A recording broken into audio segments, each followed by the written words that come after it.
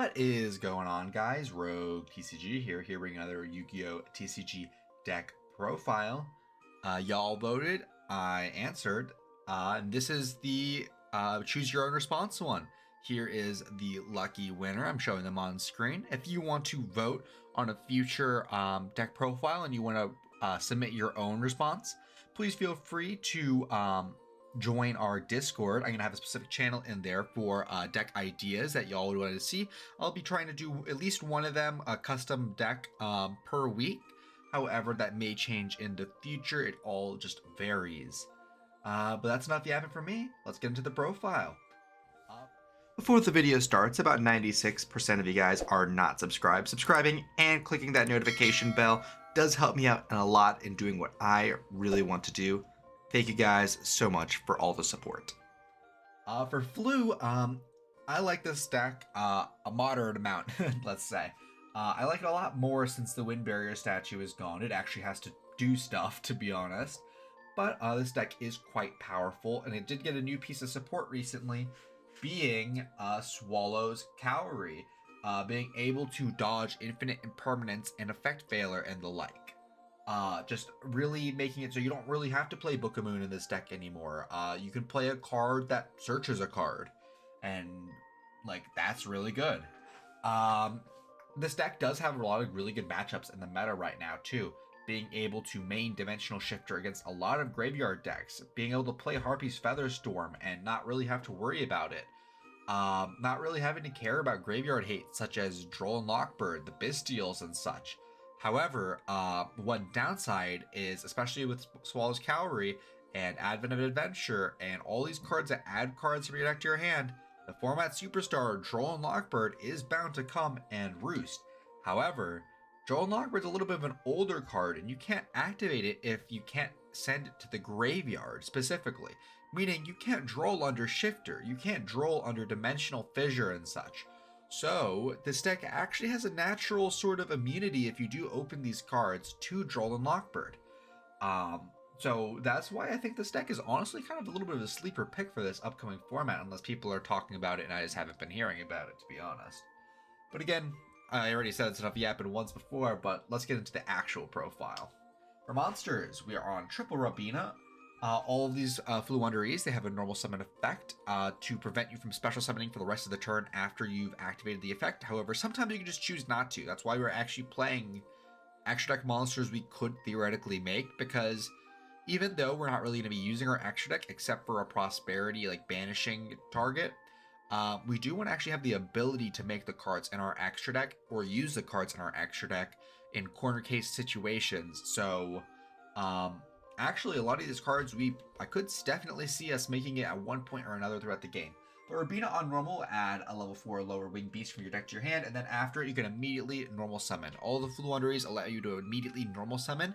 However, that is tied to their effect to search. So if you do get infinite impermanence, you do not get to additionally normal summon. That's why the Swallow's Cowrie is very important. So we're on Triple Rabina because this is our best play starter. Then we're on Triple Eaglin. Eaglin does the exact same thing, except it adds a level 7 or higher winged beast from your deck to your hand, being our big boys. We're on Double Stree. I believe most people are on one Stree, but I'm on double because it is graveyard hate against decks that are graveyard reliant, like all the fire decks with Promethean Princess coming out.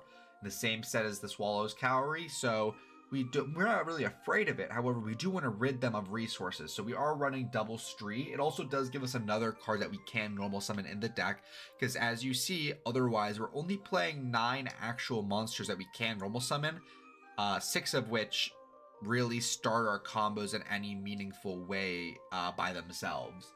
So we are playing just we are playing 2 Stree. And we are going to be playing 1 token, being able to add a banished card, a Flu Wonderies card, back to your hand. Now, onto our big boys. We are on double M-Pen. When it is Tribute Summon, you can add a Flu Wonderies spell trap from your deck to your hand and then immediately normal summon it. And while this card is on the field in the monster zone, your opponent can't activate the effects of special summon monsters they control in attack position, which means M-Pen completely hoses Link monsters. Link monsters can't really do too much against M-Pen It also has the third effect in order once per battle during the damage calculation. If this battles an opponent's monster, quick effect, you can banish a card from your hand. That opponent's monster's current attack become halved until the end of the turn. Meaning, M-Pen's basically able to run over anything. Then we're on one copy of Mist Valley Apex Avian. This is functionally just a negate, as long as this card is on board. However, you do have to target a Mist Valley card, so you're always going to be bouncing it, but it's a card that is always going to be batted back to your hand in order to tribute summon it, so we are going to be running it. Then we're on one copy of Ryza the Mega Monarch. You can tribute it, and then if it is tribute summoned, by tributing a wind, you can basically put a bunch of cards back to the top of the deck, stack the deck in a way your opponent can't win anymore, and you can also put Ryza back to the top of your deck, so you can recur the resource in order to search it out again. That's why we are only going to be playing one, because we are typically going to be sending Ryza right back to the top so we can keep doing it over and over again. That's it for our main deck Winged Beast monsters. Now onto our consistency cards. We are on a triple copy of Flu Wanderers in the map. During the main phase, you can reveal a level 1 Flu from your hand, and then banish a Flu with a different name from your deck. Then immediately after this effect resolves, normal summon the revealed monster. And if your opponent normal summons a monster, you get a normal summon a monster in their turn. This card is insane. However, the reason we're not running Terraforming is because we really don't want to be playing into Droll, even though we, like I mentioned, we do have D-Shifter and such. We have so many consistency cards in the deck. This card is searchable by so many different avenues. We have Advent, we have Prosp, we have Duality, we have M-Pen. Like, this card is very, very searchable, so we don't really need that extra search card. So we are not running the Terraforming, but Map is a very powerful card and lets us start plays in hands that don't have plays. We're on triple Pot of Duality. Duality lets us excavate the 3 cards on our deck and add 1 to hand, and then you can't special for the rest of the turn. Good thing we're not special summoning. We're on triple copies of Pot of Prosperity. You can banish 3 or 6 from your extra deck, and then reveal that many from the top of your deck. Pick one and put the rest back to the bottom, and then you can't draw cards for the rest of the turn. Good thing we're not really drawing cards. Speaking of not really drawing cards, we're on Triple Track Tactics. Speaking of not really drawing cards, we're on 2 copies of Triple Tactics Talent. This is a hand trap mitigation. However, more than not, we're not really going to be using the draw effect unless we're not under Droll. However, we can steal monsters and we can rip cards out of our opponent's hand, which is what we're most likely going to be doing in order to really weaken our opponent's plays. Because that's how Flu, I believe, plays the best, is into interrupted board states and interrupted hands, where your opponent doesn't actually really have everything they need. So they're going to have to make their SP Little Knight and try and remove stuff. Oh, but wait. M-Pen blanks SP Little Knight. So, yeah. Other hand trap mitigation. We're on 1 Call by the Grave. Again, for our for the Droll and Lock Bird, if it does get dropped. We're on triple copies of Flu Wanderers in the Advent Adventure. This lets us dodge Imperm and Veiler and such, not Ash Blossom, unfortunately. You can banish a Winged Beast from your hand or face of field, add a Flu Wanderers monster or field spell from your deck to your hand, then gain 500 life points, winning in time. You only activate it once per turn, so this lets us dodge Infinite Impermanence, which lets us maintain those normal summons off of the Flu Wanderers while maintaining the searches and blanking card from our opponent's hands if they do choose to interact with them. Otherwise, you can keep them set on our field as ways to dodge like destruction from our opponents, as ways to put up bodies. We can use it in our turn in order to, let's say we open like a Stree, but we really need a Robina. We can actually just put the Stree in banish and get the Robina and then get off to the races. So Advent of the Venture is very important for this deck. Speaking of very important for this deck, we're on 2 copies of Swallow's Cower. You can tribute a Winged Beast monster to your hand or face of field to add a Winged Beast monster from your deck to the hand with the same levels that tributed monster had. And you only activate it once per turn. Again, this card is just another way to dodge Imperm, Veiler. This means the only hand trap that can directly hit your Flu Wanderers cards, really, is going to be Ash Blossom and Joyous Spring exactly. It's a little unfortunate that Ash Blossom is such a powerful card. However, every deck that's not really a fire deck is a little bit cautious of running Ash Blossom because the fire decks can make a Hida, the Flame Charmer, steal the Ash Blossom, and just make a Promethean Princess. So people are a little bit wary of maining Ash or playing Ash now. So maybe that might be a good sign for Flu Wanderers. That's it for the hand trap mitigations. Now onto our hour interactions. Run one copy of Fluenderies in the Dreaming Town, searchable via M-Pen. During the main phase, immediately after this effect resolves, you can normal summon one level 4 or lower winged beast monster. If you tribute summon a level 7 or higher monster while this card's in your grave, you can banish this card, change all monsters your opponent controls to face down defense position. So Book of Mooning your opponent's entire field is very powerful, and that's one of the reasons why we're not really playing Book of Moon, just because we have access to a Book of Moon in the graveyard. Next, run triple copies of Harpy's Featherstorm. If you control a Wind Winged Beast monster until the end of this turn, negate any monster effects your opponent activates. If you control a Harpy monster, you can activate it from your hand. Never going to happen. The thing is, this blanks an opponent's entire turn if you have a Winged Beast. And that's what M-Pen is. And we're aiming to end on M-Pen every single turn, functionally. So, ideally, this is going to be on, all the time. That's it for our main deck cards. Now onto our hand traps. As I mentioned, we're on triple copies of Dimension Shifter. If you have no cards in your grave, quick effect, you can send this card from your hand to the grave. Until the end of the next turn, any card sent to the grave is banished instead. The only deck that I really see playing this card is going to be Vanquish Soul.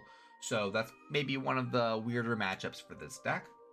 And then lastly, in our main, we're on triple copies of Ash Blossom and Joyous Spring. That's it for the main, a nice 40, a nice cheap deck total too, a little under 60.